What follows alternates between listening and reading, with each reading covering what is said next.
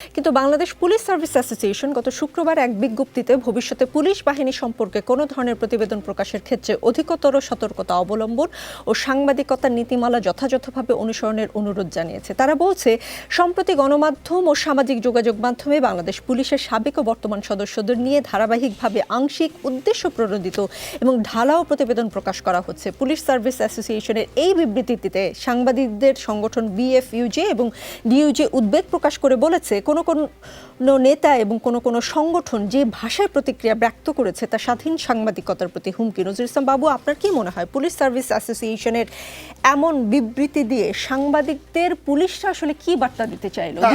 আমি পুলিশ অ্যাসোসিয়েশনকে বলবো, দেখেন যে রাষ্ট্র কোনো সংগঠনের না, রাষ্ট্র কোনো ব্যক্তির না, রাষ্ট্র সকলের। সুতরাং এখানে সাংবাদিকরা সাংবাদিকদের দায়িত্ব পালন করবে, পুলিশ পুলিশের দায়িত্ব পালন করবে। এখানে আপনাদেরকে যে বিষয়টি সজাগ থাকতে বলেছেন সেটা হলো যে জেনতেনভাবে যেন নিউজ করতে না হয়। এটা ওরকম নিউজ তো যদি কোনো দিন আসে তখন পুলিশ বলতে পারবে। এখন যাদের বিরুদ্ধে এসেছে তার এটা তো এই দলিল সহ। সুতরাং পুলিশ এই বিবৃতিটা কেন দিয়েছেন আমার মনে হয় তাদেরকে একটু ডেকে আপনাকে বলা উচিত। জি, সৌরভ হাসান, পুলিশ সার্ভিস অ্যাসোসিয়েশনের বার্তাকে স্বাধীন সাংবাদিকতার প্রতি হুমকি বলছে সম্প্রচার সাংবাদিকদের সংগঠন ব্রডকাস্ট জার্নালিস্ট সেন্টার বিজেসি। তারা বলছে, রাষ্ট্রের চতুর্থ স্তম্ভ ও সমাজের দর্পণ গণমাধ্যমকে যদি এভাবে দেখা কিংবা টার্গেট করা হয় তাহলে দুর্নীতি অনিয়মের বিরুদ্ধে সরকারের শূন্য সহিষ্ণু নীতির মিশনকে দুর্বল করা হয়। বিজেসি প্রশ্ন করেছে, বিভিন্ন সময় পুলিশি বাহিনীর কর্তা ব্যক্তিরা বলেছেন ব্যক্তির দায় কোনোদিন প্রতিষ্ঠান নেবে না, কিন্তু পুলিশ সার্ভিস অ্যাসোসিয়েশনের এই চিঠির মাধ্যমে কি ব্যক্তির দুর্নীতির দায় প্রতিষ্ঠানের ঘাড়ে তুলে নেওয়া হয় না? একই প্রশ্ন সৌরভ হোসেন আপনার কাছে করতে চাই। ধন্যবাদ। সময় জি, সংসদ সদস্য নজরুল ইসলাম বাবু সাংবাদিকতাকে স্বাগত জানিয়েছেন। দুর্নীতি অনিয়ম এবং নানা রকম অপকর্মের খবর জনসমক্ষে আনার জন্যে বিপরীতে পুলিশ অ্যাসোসিয়েশন হুমকি দিয়েছে। আমি আশা করব যে নজরুল ইসলাম বাবু এই হুমকির বিষয়টি সংসদে উত্থাপন করবেন এবং সাংবাদিকদের অভয় দেবেন। তার সরকার, তিনি যেমন সাংবাদিকদের অভয় দিয়েছেন, এরকম যদি তার সরকার অভয় দিতেন তাহলে এই পুলিশ অ্যাসোসিয়েশন এই বিবৃতি দিতে পারতেন না। কিন্তু সৌরভ হাসান, তার দলেরই দু একজন মন্ত্রী এমপিকে তো আমরা আবার সাংবাদিকদের শাসাতেও দেখেছি। সমস্যা তো সেখানেই, অর্থাৎ সরকারের অবস্থান কি আমরা পরিষ্কার নয়। আওয়ামী লীগ সরকার 2008 সালের নির্বাচনী ইস্তেহারে বলেছিল যে দুর্নীতির বিরুদ্ধে তাদের শূন্য সহিষ্ণুতা থাকবে।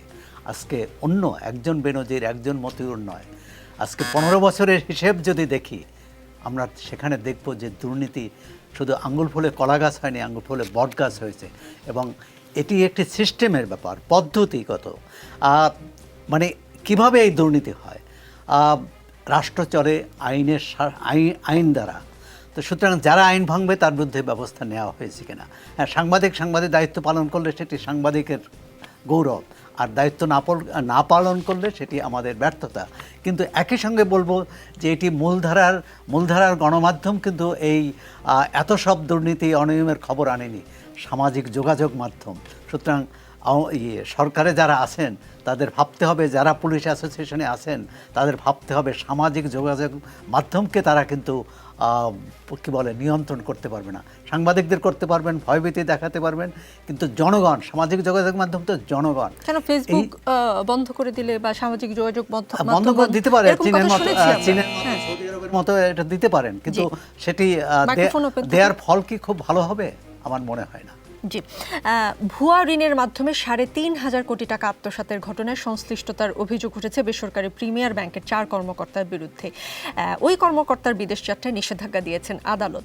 আমরা কেবল এতক্ষণ আমলাদের কথা বলছিলাম, পুলিশের কথা বলছিলাম, সরকারি কর্মকর্তাদের কথা বা কর্মচারীদের কথা বলছিলাম। এখন আমরা দেখছি যে আজকের যে খবরটি, বেসরকারি মানে কর্মকর্তা যারা, ব্যবসায়ী যারা, তারাও আসলে জড়িয়ে যাচ্ছে। মানে বিষয়টা কি এমন যে এটা এখন গণমাধ্যমে বেশি প্রকাশ পাচ্ছে, আগেও ছিল, নাকি সময়টাই এখন এমন হয়ে গেছে যে সবাই, ওই যে কিছুক্ষণ আগে বলছিলাম নজরুল ইসলাম বাবু এমপিকে, যে মেয়ের পিতাদের মধ্যে এক ধরনের টেন্ডেন্সি যে সরকারি কর্মকর্তা ছাড়া তারা আসলে জামাতা ভাবতে পারেন না।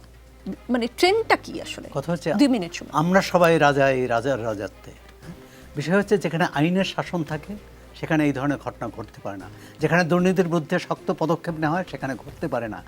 যে বিষয়টি কঠিন প্রশ্নটি এসেছে আজকে বাবু ভাইদের সামনে, সেটি হচ্ছে তারা দুর্নীতিবাজদের ধরবেন না দুর্নীতিবাজদের ছেড়ে দেবেন গত 15 বছরের মতো। যদি ছেড়ে দেন সামনে ভয়াবহ বিপদ, আর যদি ধরেন তাহলেও বিপদ, যে যারা তাদের রক্ষা করেছেন, যারা তাদের দাবি করেন যে তাদের ক্ষমতায় এনেছেন, সুতরাং তাদের সামনে কতটা দাঁড়াতে পারবেন। মন্ত্রীদের ভাষায়, বাবু ভাইয়ের ভাষায় আমরা কিছুটা অভয় পাই, কিন্তু মন্ত্রীদের ভাষায় কিন্তু অভয় পাই না, বরং মন্ত্রীরাও এক ধরনের এই পুলিশ অ্যাসোসিয়েশনের মতো আমাদের হুমকি দিচ্ছেন। আমি এটি বিপজ্জনক বলেই মনে করি, কিন্তু এই বিপদটা শুধু দেশের জনগণের জন্য যেমন, যারা ক্ষমতায় আছেন তাদের জন্য। জি